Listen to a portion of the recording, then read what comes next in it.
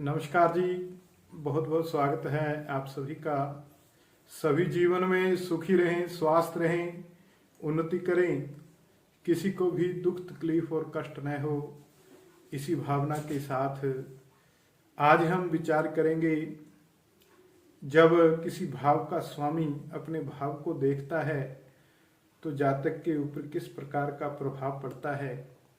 जब किसी राशि का स्वामी अपनी राशि को देखता है तो जातक के जीवन के ऊपर कैसा प्रभाव पड़ता है। ज्योतिष में इसे बहुत अच्छा समझा जाता है। जन्मपत्री में जब कोई भाव का स्वामी अपने भाव को देखता है तो ऐसे में उस भाव की वृद्धि होती है। उस भाव से संबंधित वस्तुओं का सुख जातक को विशेष प्रकार से मिलता है और उस भाव से संबंधित जिस भी चीज का विचार किया जाता है उसमें वृद्धि हो जाती है, उसकी प्राप्ति होती है, उसका सुख प्राप्त होता है। किंतु इस दशा में जातक को एक बहुत बड़ी कीमत भी चुकानी पड़ती है। इसका एक बुरा प्रभाव भी जातक के ऊपर पड़ता है। स्वामी की दृष्टि अपनी राशि के ऊपर, अपने भाव के ऊपर जब जातक की कुंडली में होती है तो इसे बहुत अच्छा माना जाता है, किंतु इसके बदले में जातक को भारी दिक्कत आ सकती है। कोई बड़ी कीमत जातक को चुकानी पड़ सकती है। उसी के ऊपर आज मैं आपको बताऊंगा कि जब भाव के ऊपर उसके स्वामी की दृष्टि हो तो किस प्रकार का प्रभाव होता है। जैसे चतुर्थ भाव के ऊपर चतुर्थेश की दृष्टि हो तो ऐसे में जातक को घर का सुख बहुत अच्छा मिलता है, वाहन का सुख बहुत अच्छा मिलता है। कोई अच्छा वाहन प्राप्त कर सकता है जातक, कोई सुंदर घर प्राप्त कर सकता है और सुख साधनों में जातक की वृद्धि होती है।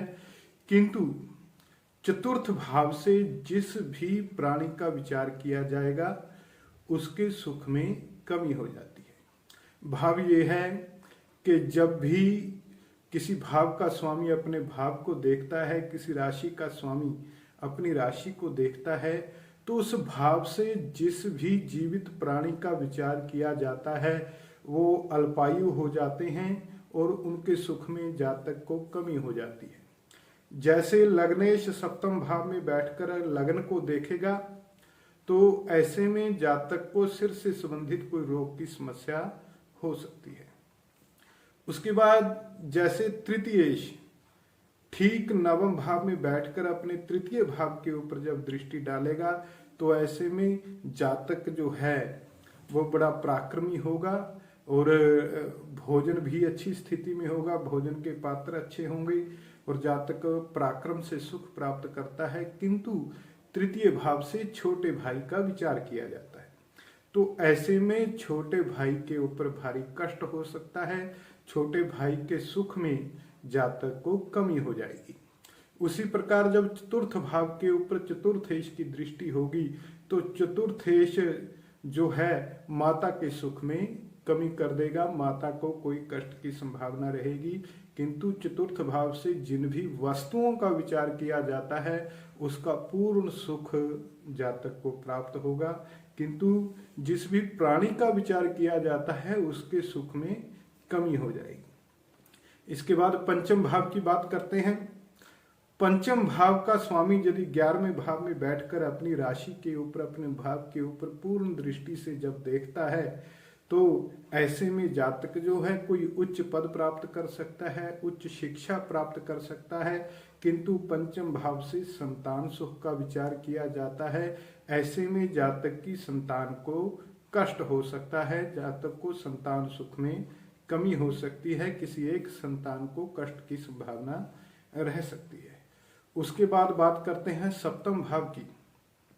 सप्तम भाव का स्वामी यदि लग्न में बैठकर सप्तम भाव को देख रहा हो तो ऐसे में जातक का व्यापार जो है वो बहुत अच्छा रहेगा, साझेदारी का काम जो है बहुत अच्छा रहेगा। किंतु सप्तम भाव से पत्नी का विचार किया जाता है, ऐसे में जातक की पत्नी को कष्ट हो सकता है, दिक्कत रोग परेशानी हो सकती है।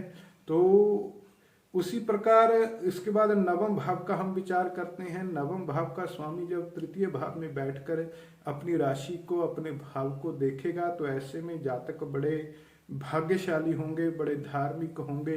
किंतु नवम भाव से पिता का विचार किया जाता है, ऐसे में जातक के पिता को कष्ट हो सकता है, पिता के सुख में कमी हो जाएगी।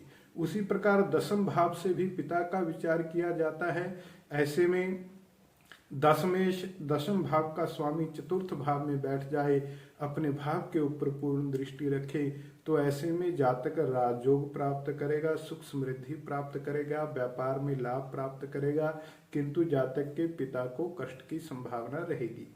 उसी प्रकार 11वें भाव का स्वामी यदि पंचम भाव में बैठ जाए, तो ऐसे में जातक को धन की आमदन बहुत होगी, आय बहुत होगी, प्रतिदिन की इनकम जो है बहुत अच्छी होती है, किंतु 11वें भाव से बड़े भाई का विचार किया जाता है। ऐसे में जातक को बड़े भाई का सुख नहीं मिलेगा, बड़े भाई को कष्ट हो सकता है, कोई परेशानी हो सकती है। तो इस प्रकार से जब भी कोई भावेश अपने भाव को देखता है, तो उससे संबंधित जिस भी जीवित प्राणी का विचार किया जाता है वो अल्पायु हो जाते हैं, उनके ऊपर कष्ट आ जाता है। तो इसमें यह भी हो सकता है कि वो दोनों आपस में दूर हो जाएं, उनकी आपस में ना बने, बहुत दूरी हो जाए उनके बीच में, या किसी को सेहत संबंधी कष्ट होकर अल्पायु का सामना करना पड़े। तो यदि यह स्थिति कुंडली में बन रही है तो इसको उपाय के द्वारा ठीक किया जा सकता है। तो इस विषय के ऊपर अपने विचार आप मुझे कमेंट में जरूर दीजिए। और जय श्री राम, जय श्री कृष्ण।